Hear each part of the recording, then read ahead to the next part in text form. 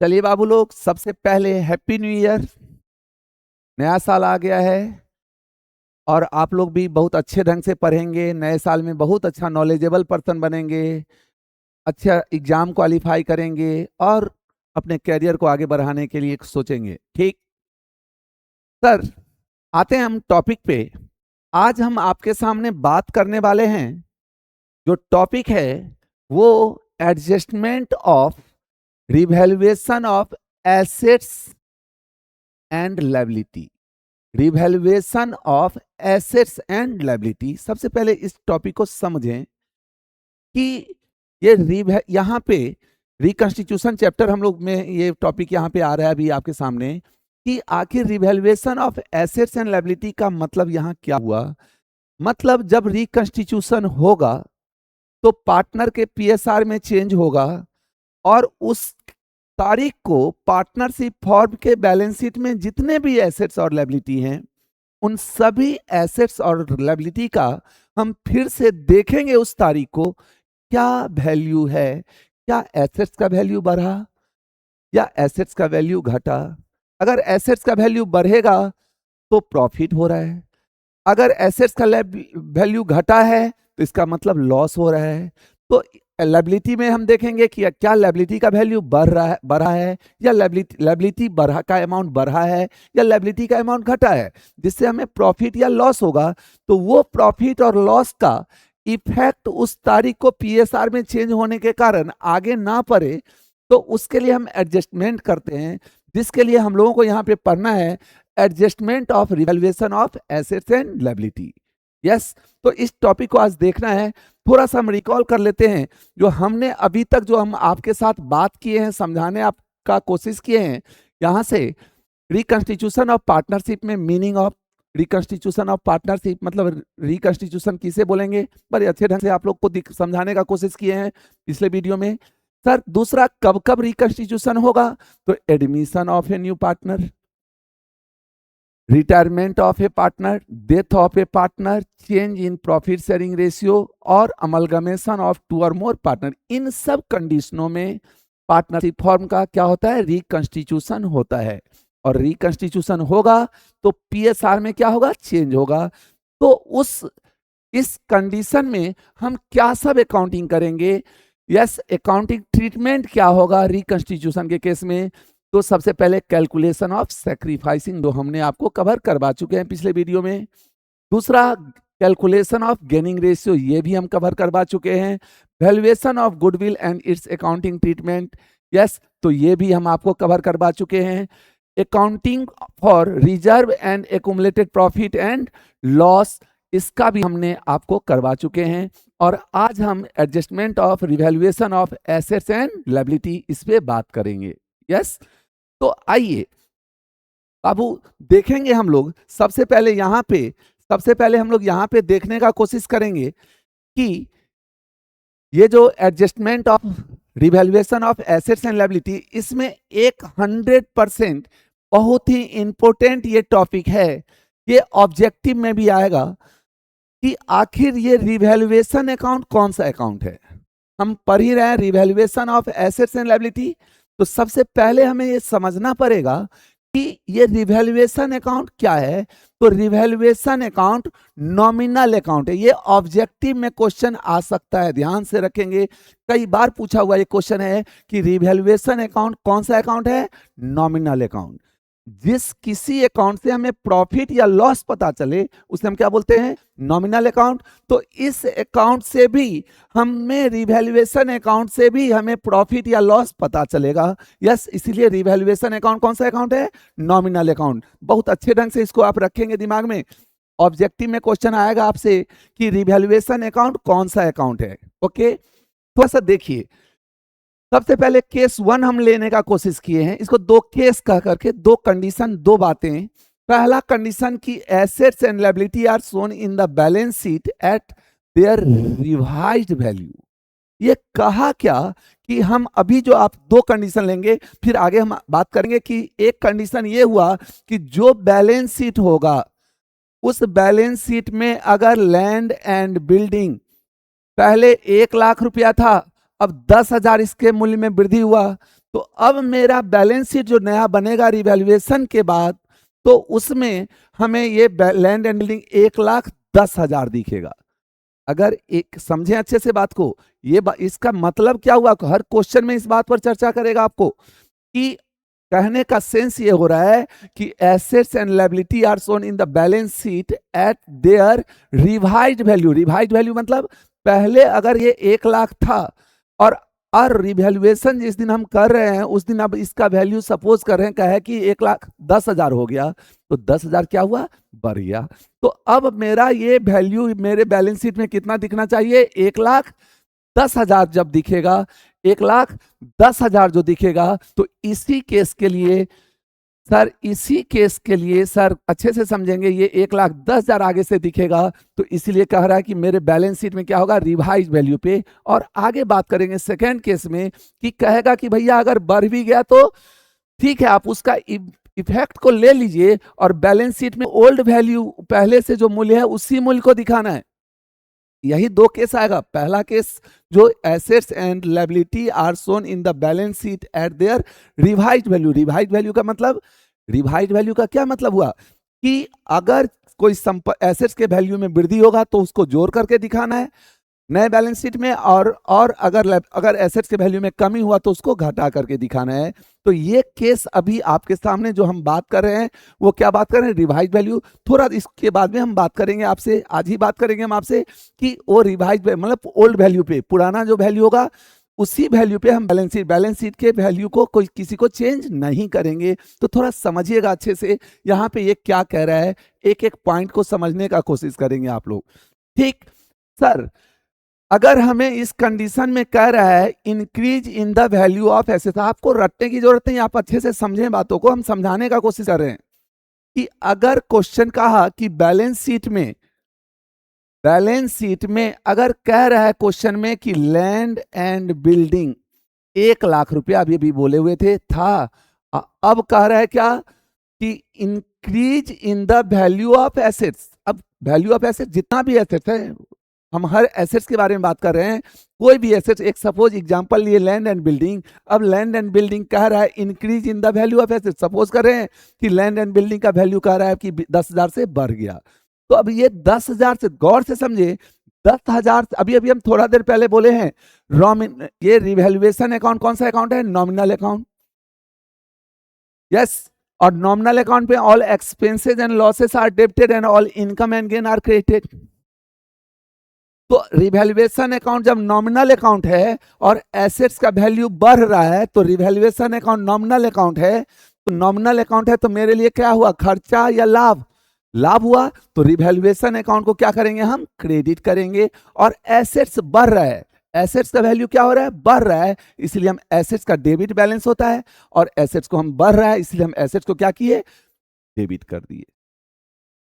समझेंगे अच्छे से, एक सिर्फ अच्छे से एक एंट्री को आप अच्छे से समझें, रिपीट कर रहे हैं, increase in the value of assets. अगर एसेट्स का वैल्यू बढ़ेगा तो बढ़ेगा, और हम रिवैल्यूएशन करने जा रहे हैं तो रिवैल्यूएशन अकाउंट नॉमिनल अकाउंट है और संपत्ति का वैल्यू बढ़ा, संपत्ति का वैल्यू जैसे ही बढ़ा हुआ है तो मेरे लिए क्या हुआ, प्रॉफिट हुआ।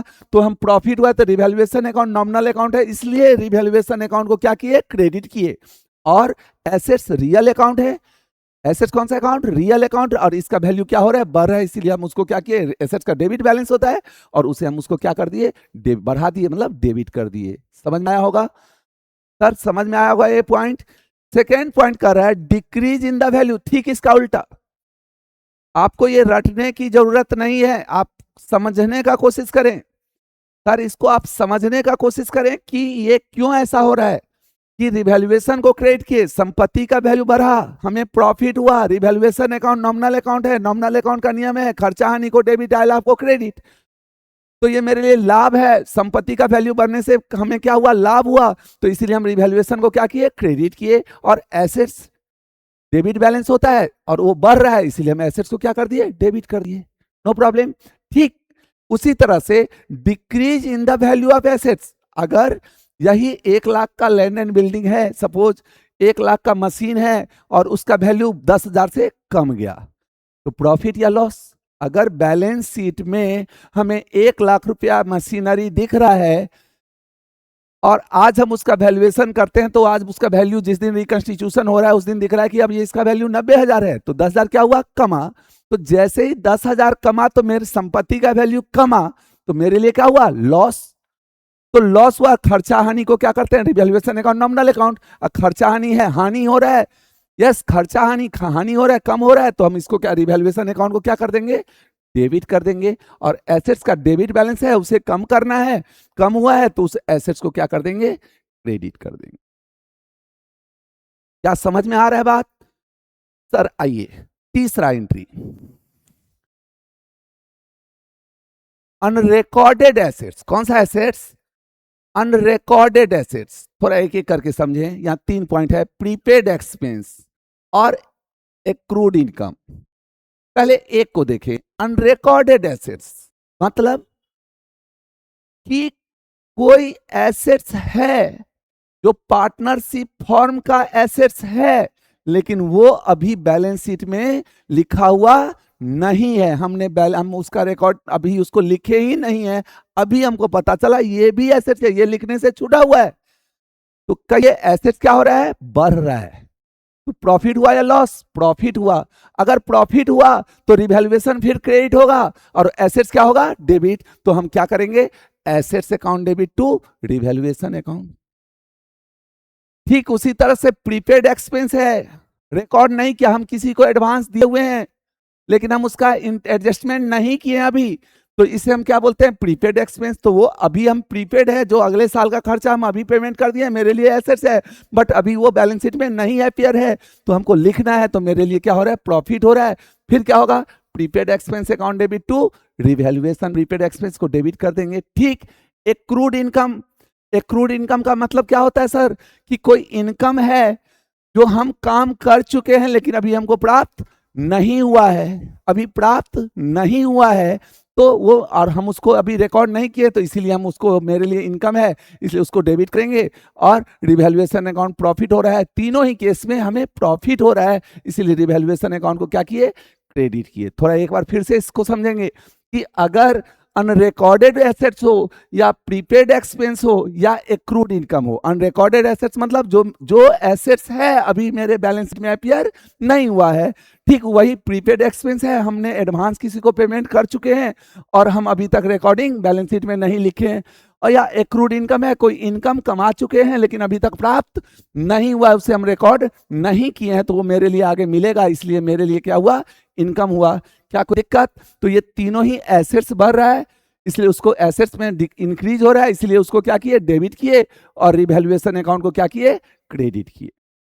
ठीक है। ठीक, चौथा entry, increase in the amount of liability. कहने का मतलब जो लायबिलिटी था मेरे बैलेंस शीट में, उसमें क्या हुआ, बढ़ा है। अमाउंट ऑफ लायबिलिटी पहले जितना था अब उससे ज्यादा हो गया है, अब ज्यादा पेमेंट करना है, यस और नो।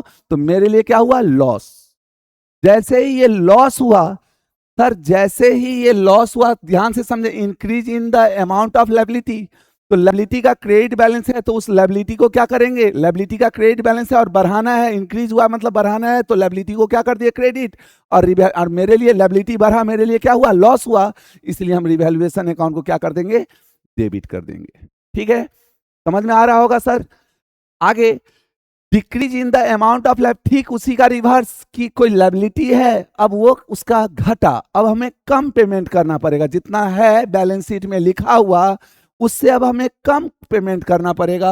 तो हम, मेरे लिए क्या हुआ, कम पेमेंट करना पड़ेगा, मेरे लिए प्रॉफिट हुआ। अगर मेरे लिए ये प्रॉफिट है, रिवैल्यूएशन कर रहे हैं, तो रिवैल्यूएशन अकाउंट नॉमिनल अकाउंट है, नॉमिनल अकाउंट है तो प्रॉफिट हो रहा है, तो रिवैल्यूएशन को क्या करेंगे, क्रेडिट। लायबिलिटी घटा है, लायबिलिटी क्या हो रहा है, घट रहा है, तो जैसे ही लायबिलिटी घट रहा है तो लायबिलिटी को क्या कर दिए हम, लायबिलिटी का क्रेडिट बैलेंस है और घट रहा है, तो इसलिए हम उसको क्या किए, डेबिट किए। क्या समझ में आ रहा होगा बाबू, कोई दिक्कत?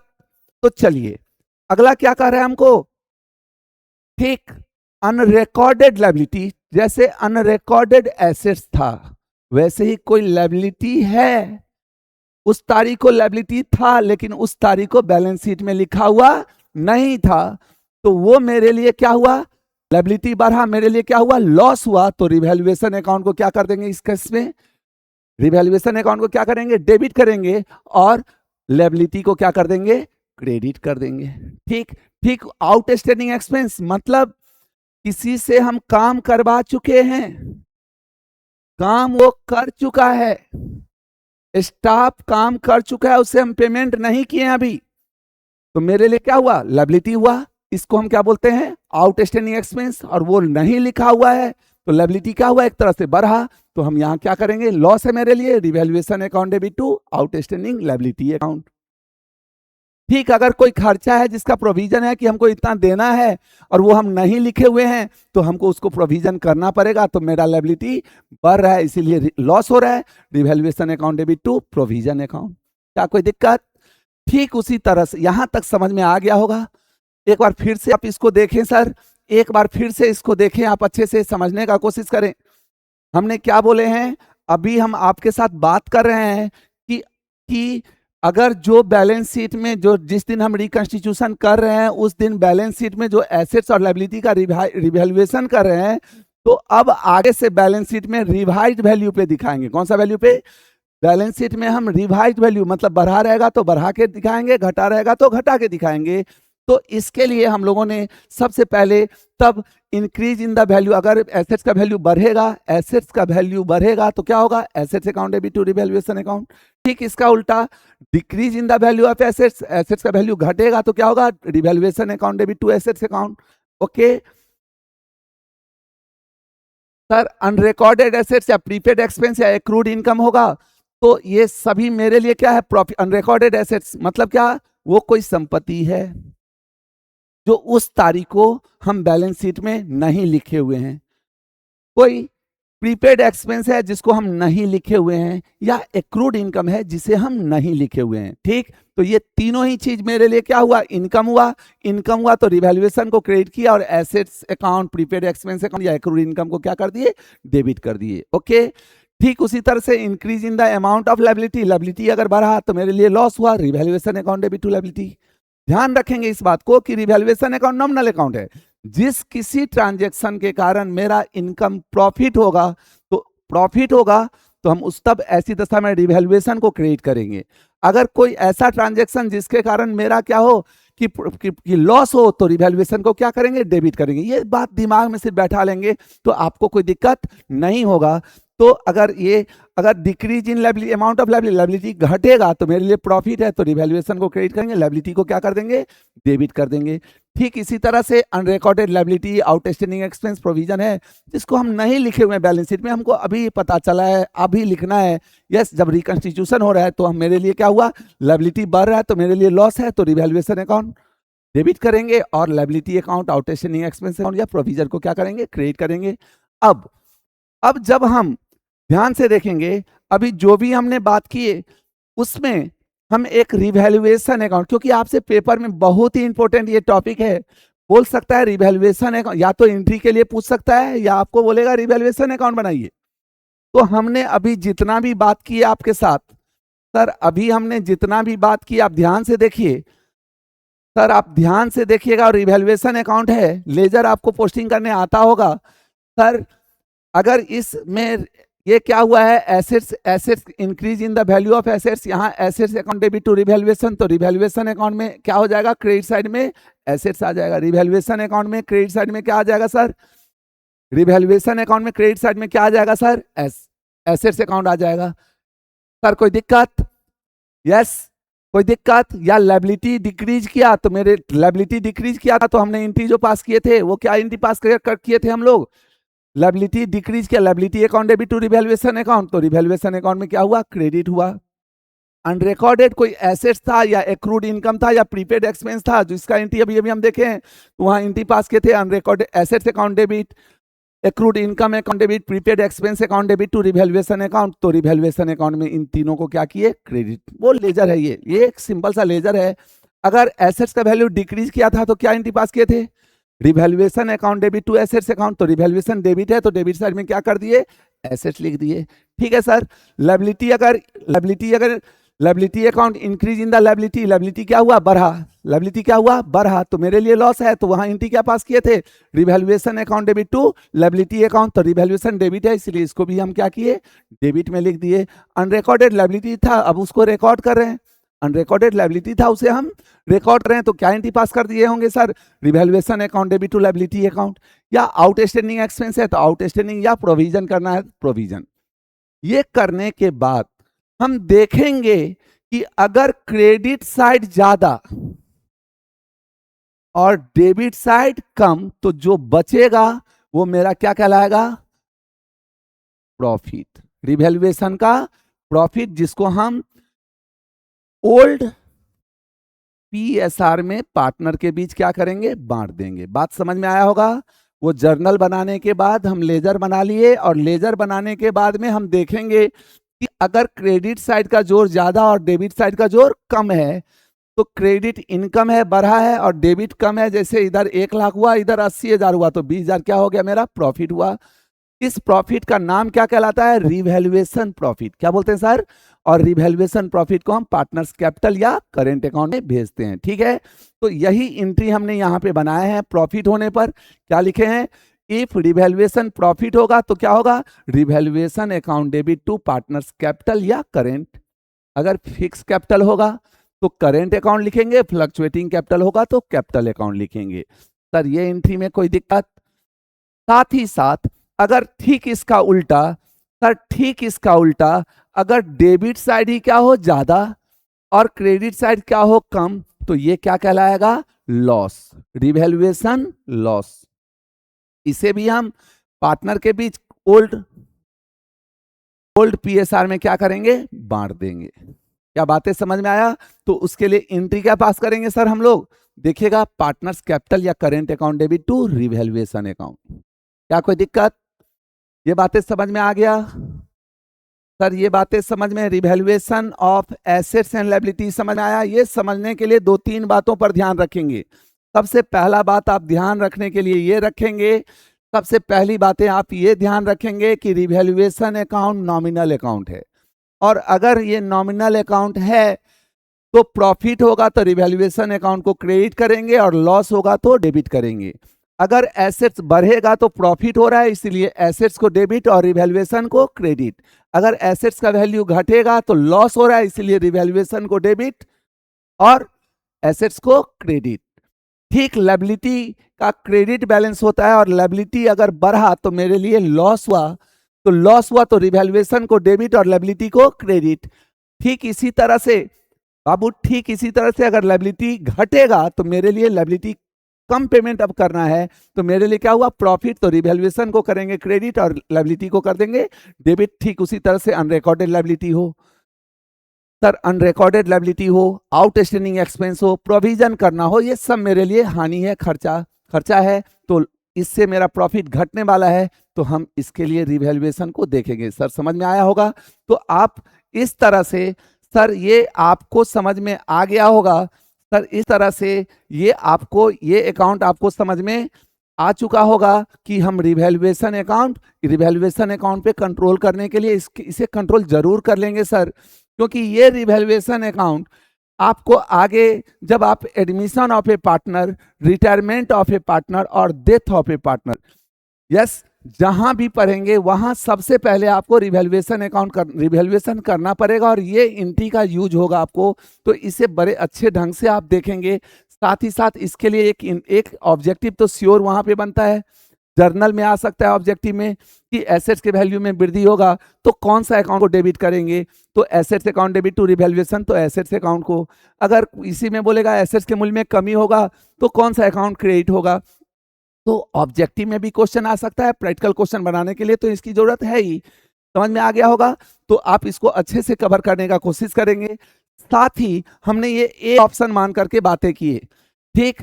अभी भी थोड़ा देर जब चालू किए थे हम बोले थे कि अगर वो बैलेंस शीट में, जब बैलेंस शीट में हमने ये मान करके चले थे कि बैलेंस शीट में अगर बढ़ेगा, अगर लैंड एंड बिल्डिंग 1 लाख रुपया पहले से है, 10,000 इसका वैल्यू बढ़ा है, तो 10,000 जोड़ करके अब मेरे बैलेंस शीट में कितना दिखेगा, 1,10,000। वो कॉन्सेप्ट आपने अभी अभी जो देखे वो बात किए। अब सेकेंड कॉन्सेप्ट यहां पे कह रहा है without affecting the old amount of assets and liability, मतलब बैलेंस शीट में आप बढ़ भी गया, एसेट्स का वैल्यू बढ़ा भी, तब भी आप 1,10,000 नहीं दिखाइए, ओल्ड वैल्यू जो पहले से जो बैलेंस शीट में जो है उसी वैल्यू पे दिखाना है। तो अब हम क्या करेंगे, अब कैसे अकाउंटिंग किया जाएगा, थोड़ा गौर से समझेंगे। अभी तक जितना भी एंट्री से हमने बात किए, उस एंट्री के कारण एसेट्स को या तो डेबिट बढ़ा तो डेबिट किए, घटा तो क्रेडिट किए। तो जब हम एसेट्स को डेबिट कर दिए तो मेरे बैलेंस शीट में तो डेबिट होकर के डेबिट में बढ़ जाएगा। एसेट्स का वैल्यू जो जितना पहले था 1 लाख था, अब 1,10,000 से बढ़ा तो 1,10,000 होगा, नो प्रॉब्लम। यस, लेकिन अगर हमें सेकेंड ऑप्शन कहता है कि without affecting the old amount of assets and liability, मतलब आपको बैलेंस शीट में जो अमाउंट है वही अमाउंट रहेगा। अब आप एडजस्टमेंट, इसका मतलब हमें उस वक्त एडजस्टमेंट करना पड़ेगा। और एडजस्टमेंट करते समय ध्यान से देखिए, थोड़ा देर और समझ लें इस कॉन्सेप्ट को। सर थोड़ा देर समझ लें कि जितना से जब जब जिस चीज से रिवैल्यूएशन अकाउंट क्रेडिट हुआ उन सभी चीज को आप जोड़ लीजिए। जितना भी चीज से एसेट्स, जितना भी एंट्री से जो भी रिवैल्यूएशन क्रेडिट हुआ, मतलब जिससे हमको प्रॉफिट हुआ, रिवैल्यूएशन क्रेडिट का हुआ, जिस चीज से हमें प्रॉफिट हुआ, तो चाहे एसेट्स के बढ़ने से भी प्रॉफिट हुआ या लायबिलिटी के घटने, दोनों ही कंडीशन में मेरे लिए प्रॉफिट हुआ। तो increase in assets, decrease in liability, unrecorded assets, unrecorded income, prepaid expense, जो भी चीज आपका है ये सबको ले लीजिए। जितना बढ़ रहा है सो ठीक, जिस सब से घट रहा है उसको उसमें से आप क्या कीजिए, माइनस कर दीजिए। यस, जितना से रिवैल्यूएशन क्रेडिट हो रहा है मतलब प्रॉफिट हो रहा है उसको एक बार जोड़ लीजिए। जितना से रिवैल्यूएशन से लॉस हो रहा है, रिवैल्यूएशन अकाउंट डेबिट हो रहा है, उसको उसमें से माइनस कर दीजिए। अब जो आपके सामने नेट इफेक्ट आएगा, जो भी आपका, क्योंकि बैलेंस शीट में तो पुराना वैल्यू ही दिखेगा, अब जो नेट आएगा आपके सामने या तो पॉजिटिव आएगा, प्रॉफिट में आएगा, या तो आपके लिए क्या होगा, नेट में जब हम निकालेंगे उसको तो या तो पॉजिटिव में आएगा या निगेटिव में आएगा। यस, पॉजिटिव में आएगा मतलब प्रॉफिट हुआ और निगेटिव मतलब लॉस हुआ। अगर प्रॉफिट होगा तो सीधा उन इफेक्ट को लेंगे, जैसा कि पहले भी हमने आपके साथ बात कर चुके हैं। पिछले वीडियो में आप जाकर के, अगर रिजर्व है, अनडिस्ट्रीब्यूटेड प्रॉफिट है, यस, उसको बैलेंस शीट में ऐसे ही रहने देना है। तो याद कीजिएगा, आपको हम पीछे वीडियो में हम आपको समझाए हुए हैं, बड़े अच्छे ढंग से समझाए हुए हैं। यस, कि अगर प्रॉफिट रिजर्व है, अनडिस्ट्रीब्यूटेड है, प्रॉफिट है वो, और बुक में वैसे ही उसको खत्म नहीं करना है, तो आपको हमने समझाए हुए थे। प्रॉफिट के केस में क्या बोले थे, gaining partner capital account debit to sacrificing partner capital account. तो यहां पे भी अगर प्रॉफिट होगा, नेट रिवैल्यूएशन से प्रॉफिट होगा, तो हम करेंगे गेनिंग पार्टनर कैपिटल अकाउंट को या करेंट अकाउंट को डेबिट करेंगे और सैक्रिफाइसिंग पार्टनर कैपिटल या करेंट अकाउंट को क्रेडिट करेंगे। ठीक, अगर लॉस आएगा तो ठीक इसका उल्टा करेंगे, जैसा कि हम वहां ही आपको समझाए हुए हैं। यस, कि अगर रिवैल्यूएशन से लॉस आ रहा होगा, रिवैल्यूएशन करने से क्या हो रहा होगा, लॉस होगा, तो ठीक उल्टा sacrificing partner capital account debit to gaining partner capital account. शायद आप लोगों को ये समझ में आया होगा। सर एक बार फिर से हम आपको समझाने का कोशिश कर रहे हैं कि हम अभी, ये बहुत ही इंपॉर्टेंट टॉपिक है आपके लिए, ये कॉन्सेप्चुअली आपका क्लियर होना ही चाहिए, क्योंकि एक तो रिकंस्टिट्यूशन में ये काम आएगा, एडमिशन रिटायरमेंट डेथ में काम आएगा। यस, कॉन्सेप्चुअली समझना, क्योंकि एडमिशन रिटायरमेंट डेथ सभी केस, इन सभी केसों में हमने आपको समझाया है कि ये सभी रिकंस्टिट्यूशन है, तो इन सभी में इस एंट्री का काम होगा। ये दो तरह से आपके सामने क्वेश्चन रखा जाएगा कि बैलेंस शीट में कोई इफेक्ट नहीं लेना है, या बैलेंस शीट मतलब पुराने मूल्य पे ही दिखाना है, या पुराने मूल्य पर नहीं दिखाना है। यस, तो अगर नए मूल्य पर दिखाना है, यस, तो मतलब संपत्ति का वैल्यू बढ़ा है तो बढ़ा करके, तो हमने जो अभी अभी आपके सामने वो एंट्री बना करके बैलेंस शीट में उसके इफेक्ट, संपत्ति को बढ़ा दिए, संपत्ति को घटा दिए। जैसे ही एसेट्स का वैल्यू बढ़ा तो assets account debit to revaluation किए। मतलब क्या कि इसका मतलब हुआ वो एंट्री हमने कर दिए, इसका मतलब एसेट्स का वैल्यू क्या हुआ, बढ़ गया। यस, तो अब बैलेंस शीट में अगर 1,00,000 लैंड एंड बिल्डिंग है तो अब 10,000 से बढ़ा है तो 10, अब बैलेंस शीट में 1,10,000 अपीयर होगा। लेकिन अगर सेकेंड ऑप्शन देखते हैं कि नहीं आपको ओल्ड वैल्यू पे ही रखना है, तो अब वो एंट्री तो नहीं पास करेंगे हम, लेकिन हम उसका इफेक्ट निकाल लेंगे। सीधा देख लेंगे हमको कि एसेट्स का वैल्यू अगर बढ़ा है तो पॉजिटिव हो रहा है, एसेट्स का वैल्यू घटा है तो निगेटिव हो रहा है, लायबिलिटी का वैल्यू घटा है तो पॉजिटिव हो रहा है, और लायबिलिटी का वैल्यू बढ़ा है तो निगेटिव हो रहा है, और लास्ट में हम नेट निकाल लेंगे कि पॉजिटिव हुआ या निगेटिव हुआ, मतलब रिवैल्यूएशन प्रॉफिट हुआ या लॉस हुआ। अगर प्रॉफिट हुआ तो सीधा सीधी हम क्या एंट्री पास करेंगे, gaining partner capital account debit to sacrificing partner. जैसा कि हम रिजर्व अनडिस्ट्रीब्यूटेड प्रॉफिट के केस में हम आपको नेट इफेक्ट जो उसको खत्म नहीं करना है, जो काम किए थे वही काम हम यहां भी करेंगे। और ठीक अगर लॉस होगा, क्या होगा, लॉस होगा तो हम करेंगे sacrificing partner capital account debit to gaining partner capital account. क्या कोई दिक्कत? आप लोग इसको समझेंगे, देखने का कोशिश करेंगे, अच्छे से इसको समझने का कोशिश करेंगे। ठीक, हम फिर आपके सामने आ रहे हैं अगले वीडियो में। एक और कॉन्सेप्ट आपके सामने बाकी है, या हम देख लेंगे आपके सामने एक कॉन्सेप्ट अभी बाकी है आपका। ठीक, इस सर एक कॉन्सेप्ट आपके सामने अभी बाकी है। कौन सा concept? Adjustment of partners capital account. Yes, ये सभी sacrificing ratio, gaining ratio, valuation of goodwill accounting treatment, yes, accounting for reserve and accumulated profit loss, और अभी अभी आज समझाएं adjustment of revaluation of assets and liability, last concept adjustment of partners capital account. Sir इस पे हम अगले video में हम आ रहे हैं आपके साथ। यस, वंस अगेन आप सभी बच्चे को happy new year. Yes, okay, bye.